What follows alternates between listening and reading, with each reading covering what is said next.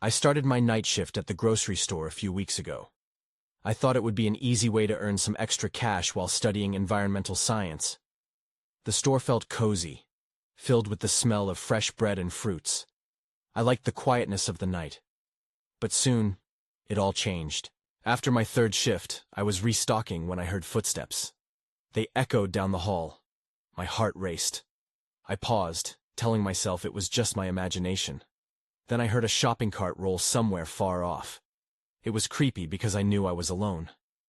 I thought about calling out but didn't dare. The next few nights got stranger. Sometimes, I'd find cereal boxes scattered on the floor when just moments before, they were neatly stacked. I started seeing a shadow from the corner of my eye. It was dark, old, and seemed to linger just outside the light. I felt chills run down my spine, but I didn't tell anyone. I figured they'd think I was tired or crazy. One night while in the back room, I heard a laugh. It sounded like a child, echoing through the stillness. I whipped around, really unsettled. I knew there shouldn't be kids in the store at this hour. My skin crawled. I just stood there, wondering if I should check it out. I felt frozen between fear and curiosity. I didn't want to be scared, but the sound was unsettling. These things kept happening, almost like a pattern.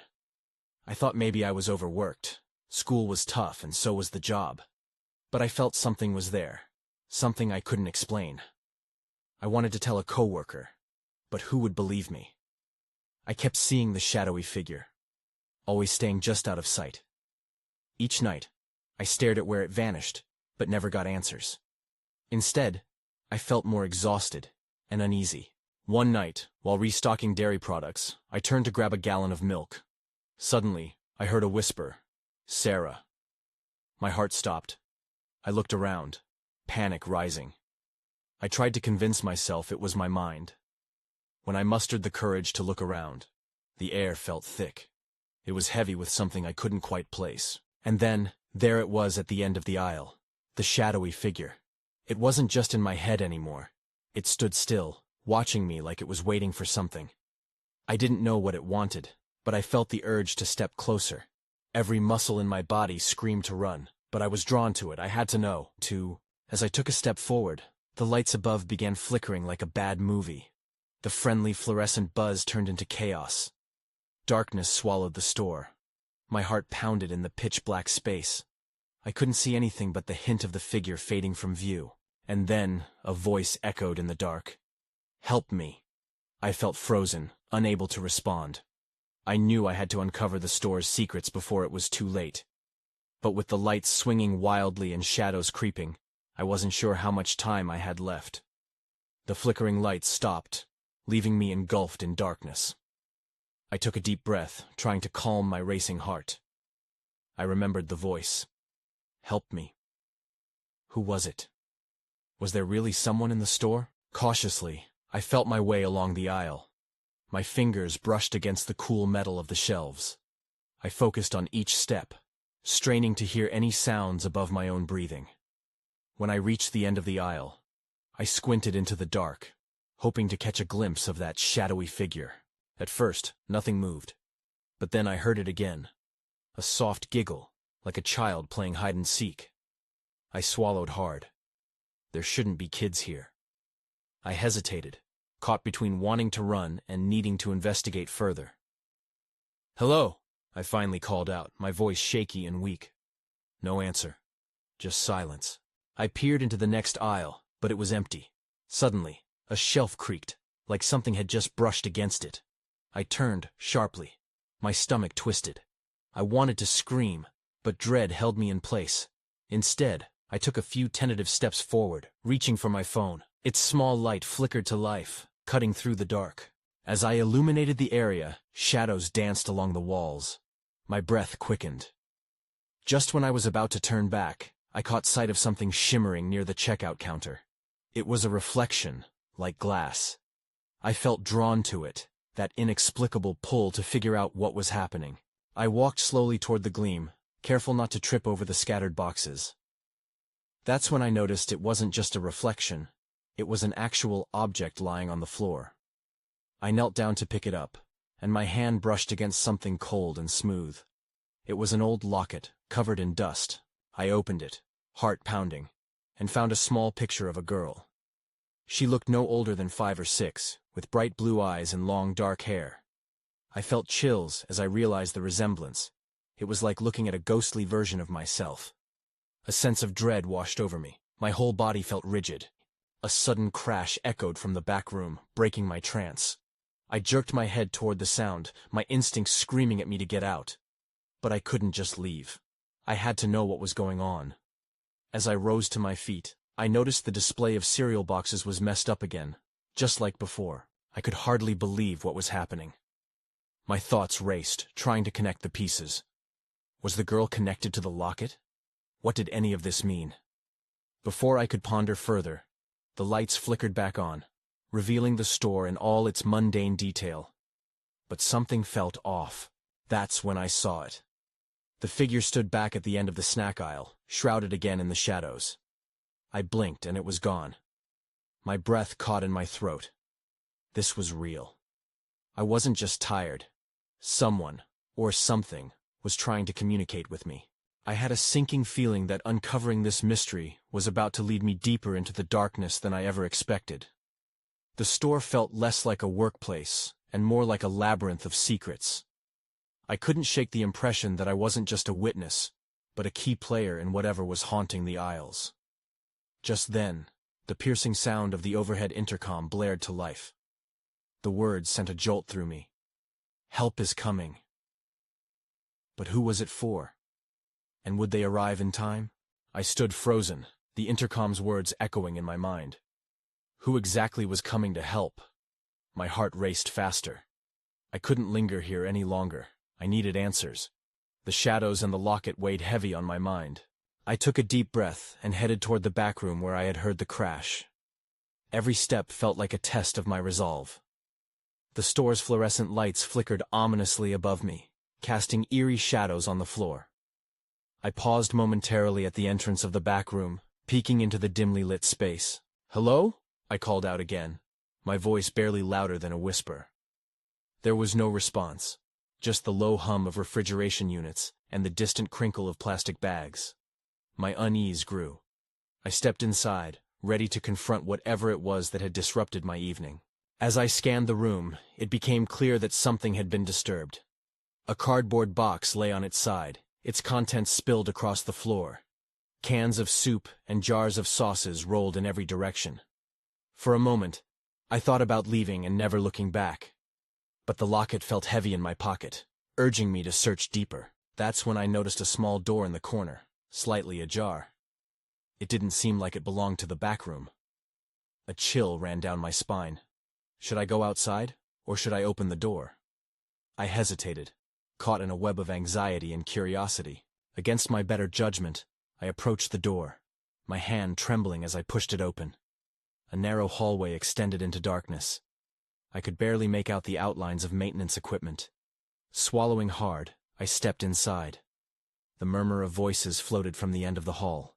My heart raced anew as I crept closer. I strained to listen, the sounds drawing me in. They were laughter and whispers, but I could not make out the words. I felt like I was crossing some unspoken boundary, stepping into a realm that didn't belong to me. Then, something caught my eye. A bright flash from the far end of the hall. I turned to see a light flickering, and I could hardly believe what I saw. A girl, similar to the one in the locket, standing there. She was no longer just a picture in an old piece of jewelry. "Help me," she echoed, her voice soft yet urgent, sending chills racing through my body. I opened my mouth to reply, but nothing came out. The moment felt both tangible and unreal. The girl turned and ran back deeper into the shadows, her pale figure vanishing into the darkness. I stood there for what felt like forever, my mind spinning. Was I losing my sanity? I couldn't just ignore this. Whatever was going on, it was linked to that girl and the locket. I had to find her. Just as I was about to run after her, a loud crash erupted behind me from the main store area. The noise shattered the silence like glass breaking. Panic surged through me. I turned back toward the door, ready to bolt. But what I saw twisted my stomach in knots. The checkout area was filled with errant cereal boxes and fallen merchandise, like something had run rampant through the store. I felt paralyzed, fear coursing through me. There was no choice now. I had to uncover the truth. A sudden thought struck me. What if the help that was coming wasn't for me? What if I was the one who needed to help? My body reacted before my mind could think things through. I stepped back into the hallway, desperate to find the girl and whatever secret lay waiting in the shadows. I pressed forward into the dark hallway, my heart pounding against my ribcage. Each step felt heavy, the silence thickening around me like a fog. The flickering light seemed to pulse, tempting me to follow. I wanted answers, but dread weighed me down like an anchor. "Please," I whispered into the empty corridor. "Where are you?" Then I heard it again. The laughter. It bubbled up from somewhere deeper inside, echoing off the walls. It didn't sound like malicious laughter, but it felt off. It was as if it existed in a different time, a different place. It struck me as both familiar and wrong. I hesitated, the fear of what lay ahead battling with the need to uncover whatever mystery gripped the store. Just as I turned a corner, the girl's silhouette appeared again, standing at the far end of a lit room. I squinted, trying to see her clearly, and that's when I realized she wasn't alone. Two shadowy figures flanked her, hidden in the corners of the room. Their faces weren't visible, but a chill went down my spine as I recognized something strange about their movements. They didn't seem to walk. They glided, almost flowing with the shadows. The girl appeared to reach for them, but then my breath hitched as the shadows recoiled as if she were made of fire. "Stop!" I shouted, my voice echoing in the hollow space. The figures turned toward me, the laughter abruptly dying out. The girl glanced back, her eyes wide with surprise. In that moment, I saw a flicker of fear etched across her face. That small detail fueled my determination. But before I could take another step, I felt a hand close around my wrist. I turned, shock coursing through me. A store employee stood behind me, eyes wide and frantic. It was Rosalind, the manager, her expression a mirror of my fear. "You shouldn't be here," she hissed. "It's not safe." "Rosalind, I saw her. The girl. Where did she go?" My heart raced as I glanced back at the flickering light, but the room was empty. The figures and the girl had vanished. "What girl?" Rosalind's voice quaked, but there was something else, something almost knowing. "We have to leave now." "No, I can't just walk away. Something happened. Listen to me." She pulled me back, the urgency in her grip forcing me to meet her gaze. "This place has a history.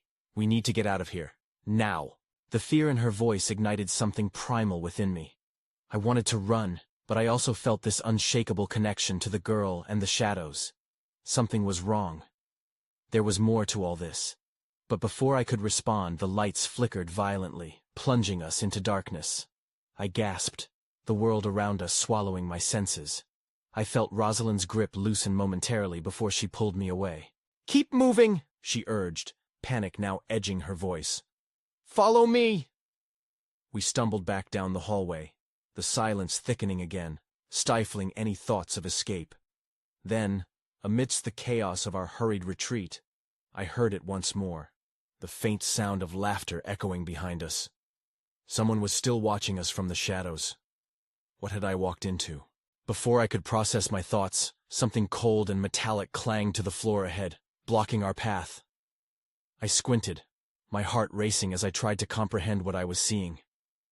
That's when I saw it, the locket, gleaming under the flickering lights, as if calling to me.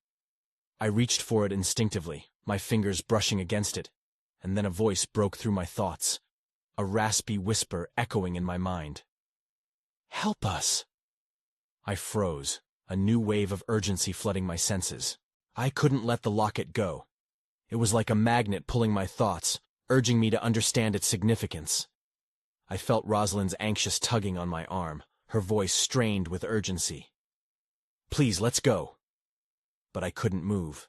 The whisper echoed still, lingering in my ears. "Help us." It was a plea, almost innocent, but filled with an undercurrent of desperation. I turned the locket over in my hand, catching a glimpse of an engraving. It was a name. "Rosie," I murmured, realizing it was a name that was painfully familiar, though I couldn't place it. The girl? I looked back to Rosalind, but her face was etched with concern, eyes darting around as if she expected shadows to leap out at any moment. Do not get distracted. We have to go. The desolation in her voice broke through my daze. I set the locket down, though I felt a pang of regret. What was it going to tell me? Without waiting for a response, I followed Rosalind down the darkened, twisting hallway. Instinct drove me forward, yet my mind raced with questions. What had I stumbled upon? Who was the girl? And what did the shadows want from her? We reached the stairway that led back to the main floor when the lights flickered again, dropping us into another shadowy realm. Rosalind paused, scanning the walls as unease crept up my spine. Then came the laughter again, this time much closer and louder, buzzing through the darkness like a swarm. I whimpered, the sinister nature of it sliced through my resolve. It was different now, more taunting, as if it knew our fear. Keep moving, Rosalind urged, her voice stronger now. We're close to the exit, but everything around us became increasingly chaotic. Flickering lights cast distorted shadows that jumped across the walls, twisting into nightmarish shapes. I glanced back, and for a heartbeat, I thought I saw the girl darting through the darkness behind us. Rosalind! She's there! I pointed back, but Rosalind pulled me forward harder, urgency in her grip. I turned just in time to see an icy breeze sweep through, snuffing out the light entirely. The world went silent, and it felt like time had stopped. Get down! I heard Rosalind yell, and I threw myself to the ground instinctively. Shadows shifted around us, coalescing into a looming figure right where we stood moments before. My heart raced, and I pressed my eyes shut as though I could wish it all away. But then came the softness of a touch on my shoulder. A small hand, warm and inviting, yet it froze me in place. I opened my eyes slowly and met her gaze. The girl, eyes wide with fear, yet somehow filled with hope. Help me, she whispered, before looking over her shoulder. I followed her gaze, my breath hitching as the shadows seemed to morph into grotesque forms, reaching for us. Just run! Rosalind shouted, her determination slicing through the fear for a moment. I didn't think twice. Back to my feet, I sprinted towards the staircase, the girl and those shadows nipping at my heels. I could feel the pull of something, a connection stronger than dread. Whatever the girl wanted, I felt it too. But just as we reached the stairway, I felt cold fingers wrap around my wrist. I looked back, and in that instant I knew that whatever was in this store, it wouldn't let go easily. Help! The girl's voice faded, lost in the chaos of shadows that engulfed me. My heart raced for answers, but all I could find was darkness as I pulled myself free, desperate to escape. And even as I fled, I could hear the laughter, echoing, haunting, like a warning I couldn't understand. I stumbled onto the staircase, propelled by fear and uncertainty. Rosalind was just ahead, her silhouette rapid but determined. I could hear her breaths coming in short gasps. She was pushing herself too. The laughter faded slightly behind us, but it still echoed ominously, a reminder that we weren't out of danger yet. As we reached the ground floor, I caught a glimpse of the front door. It was my beacon of hope, gnawing at the pit of my stomach to reach it. Yet, in the back of my mind, the girl's plea lingered. Help me. What did she need help with? Why did we stop? Rosalind called over her shoulder, her eyes locking onto mine. We need to get out now. I nodded, though my instincts battled against the urgency in her voice. Turning back to the nearest window, I half expected to see the girl standing there, watching us. Instead, the reflection caught me off guard. I saw not just my terrified face, but shadows creeping closer, swirling together beyond the glass. I wanted to shout, to tell Rosalind, but the words stuck in my throat. Now! She shouted again, and the unbridled fear in her tone shoved me into motion. We dashed towards the front door. The sound of our footsteps echoed loudly, a contrast to the oppressive silence that cloaked everything else. But when I reached for the handle, it wouldn't budge. Panic surged. It's locked! I shouted, yanking on it desperately. I'll check the back. Rosalind was already moving, not waiting for an answer. I hesitated, my heart pounding. I couldn't leave her alone in this place. But I didn't have a choice. I had to get out.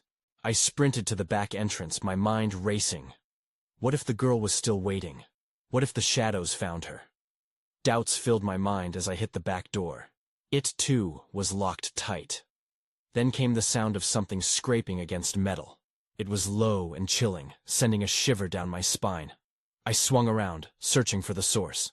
Shadows appeared, shifting almost playfully.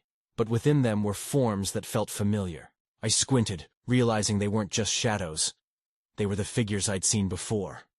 They were back, swimming in the darkness, calling to me with their twisted shapes. "Rosalind!" I yelled, fear tightening around me. "They're here!" I turned back to the door, desperation clawing at my gut. I pulled again, with all my strength.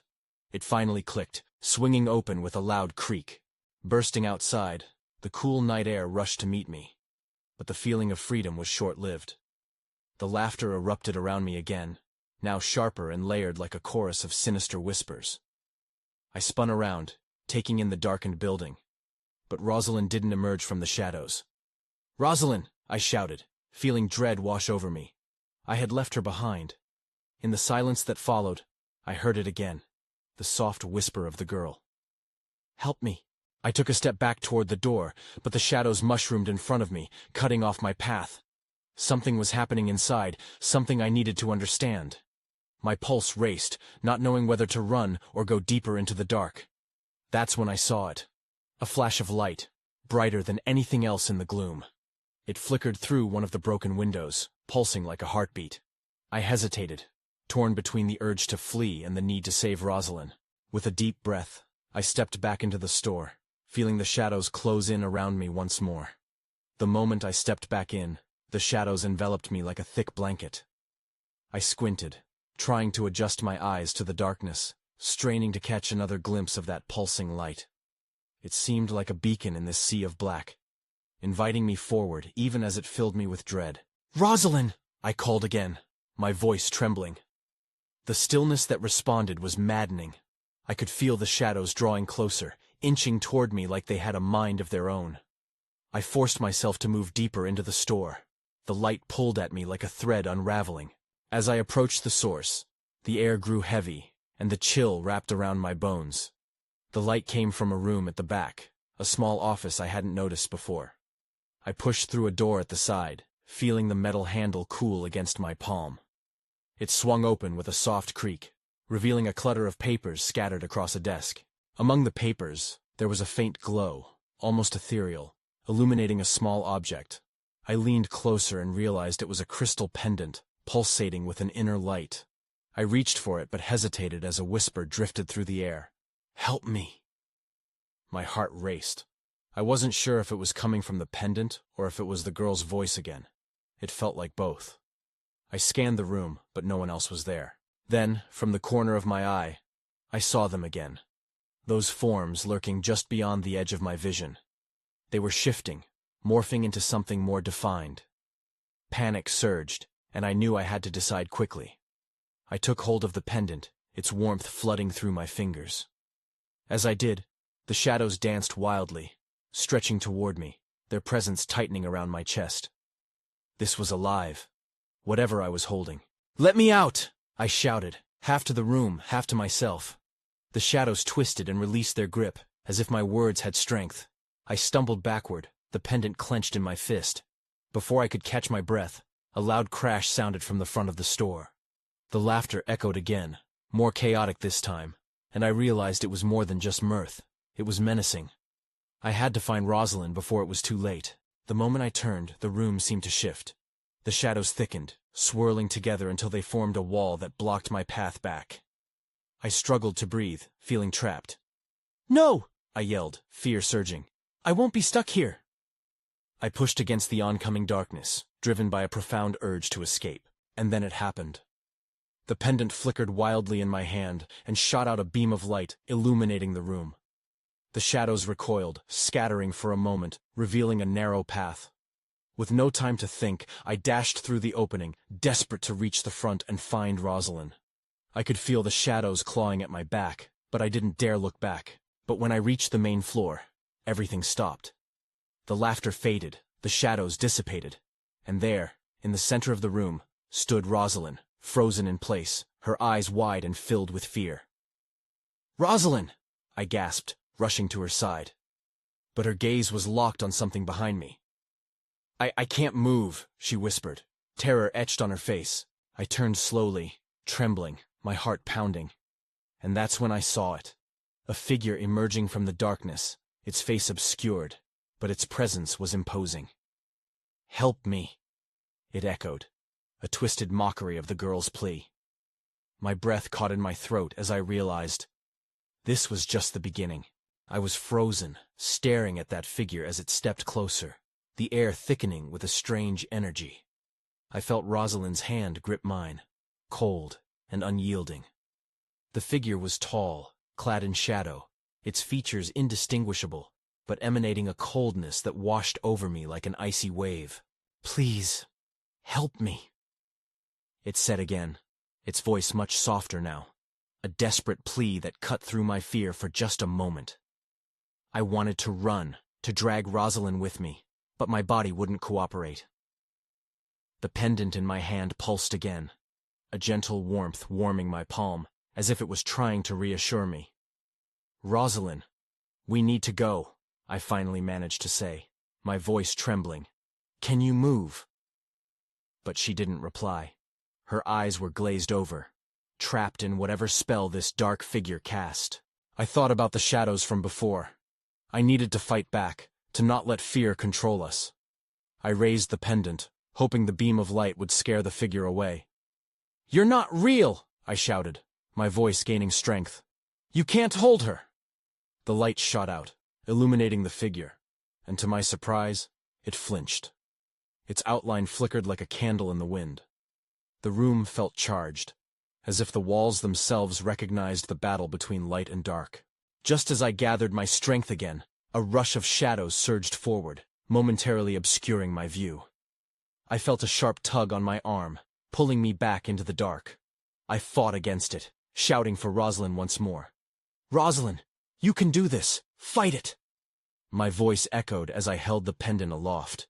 Before I could react, there was a blinding flash from the pendant. The shadows recoiled, and in that split second, I saw the figure panicking, its form flickering like a dying flame. And then it lunged at me. I stumbled back, nearly losing my grip on Rosalind's hand. "Get away from her!" I yelled, stepping forward until the beam of light engulfed the figure. It screeched, a sound that sent shivers down my spine, before it was consumed by the brightness, and then vanished entirely. The room fell silent. Rosalind blinked rapidly, shaking herself awake as if surfacing from a dream.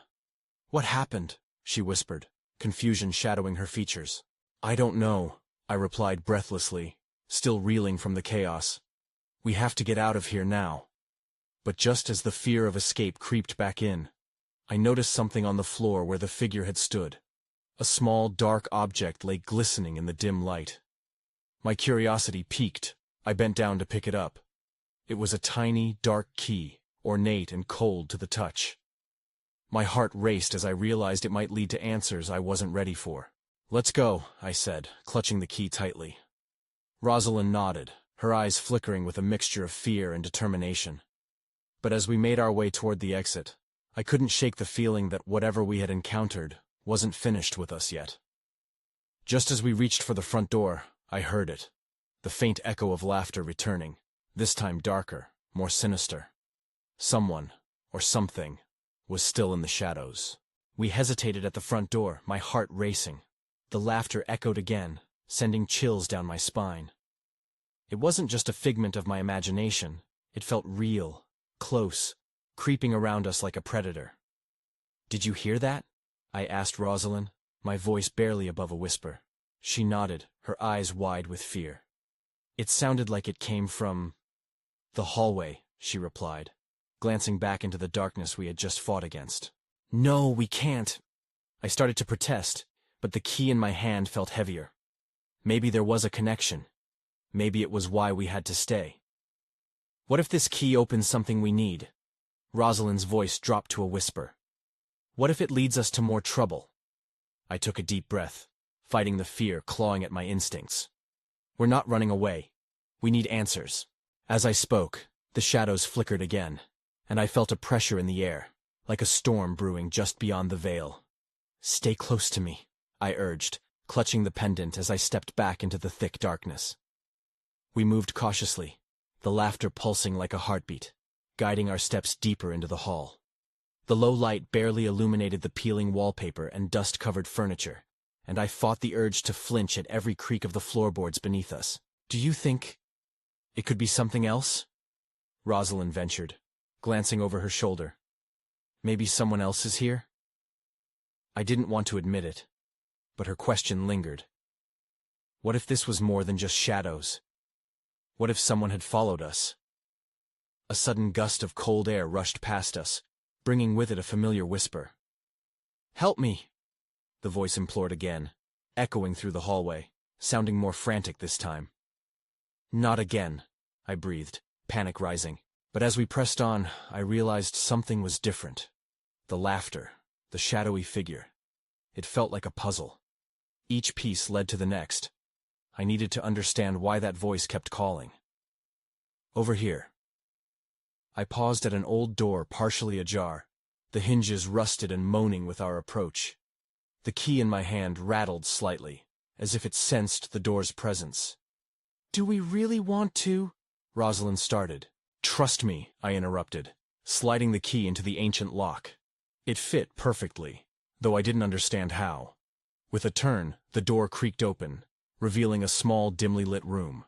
Inside, papers scattered across the floor, some scrawled with frantic handwriting. Old photographs lined the walls, faces I didn't recognize, but their eyes seemed to watch us. "Someone's been here," I murmured, stepping deeper inside. Each step stirred the dust, and I caught sight of something on the wall that sent shivers down my spine. A small mirror, cracked and dim, reflected nothing but the shadows. That's when I saw it. A figure darted behind the mirror, too fast for me to catch, leaving behind a sense of dread that settled in my stomach. "Did you see that?" I said, a lump forming in my throat. Rosalind grabbed my arm, her voice trembling. "We need to leave. Now." But before I could respond, the laughter burst forth again, louder and closer, echoing off the walls, enveloping us. The door slammed shut, plunging us into darkness. "Stay with me," I shouted, panic choking my words as a shadow lunged from the depths of the room. It was now or never. "Rosalind!" The darkness swallowed us whole, and I knew one thing for sure. Whatever was happening, we were in terrible, terrible danger. I burst through the front door, the cold night air biting at my skin. Rosalind stumbled behind me, followed closely by the unrelenting laughter and shifting shadows. I could hardly breathe, fear clawing at my throat. The store stood ominous and silent behind us, a forbidding silhouette against the starless sky. Did we make it? Rosalind's voice trembled, looking back at the darkened doorway as if something might lunge out after us. "I don't know," I said, my heart racing. The echoes of laughter faded but lingered like smoke in the air, invisible yet suffocating. I pulled Rosalind away from the store, desperation fueling my steps. "We need to get far away from here." We hurried to my car parked a street over, my fingers fumbling with the keys as I clumsily unlocked the door. The tightness in my chest began to loosen, but unease still gripped my mind. The shadows of the store loomed large in my thoughts. Something about them felt unfinished. "Are you okay?" I asked Rosalind as she slid into the passenger seat, her face still pale. She nodded, but her gaze drifted to the store, and I wondered if she felt the same lingering connection to the girl. As I started the engine, I stole one last glance at the store, my stomach churning. In that fleeting moment, I felt it. A pulse. A flicker of light near the back door. I blinked, and it was gone. I shook my head, dismissing it. We just need to get out of here.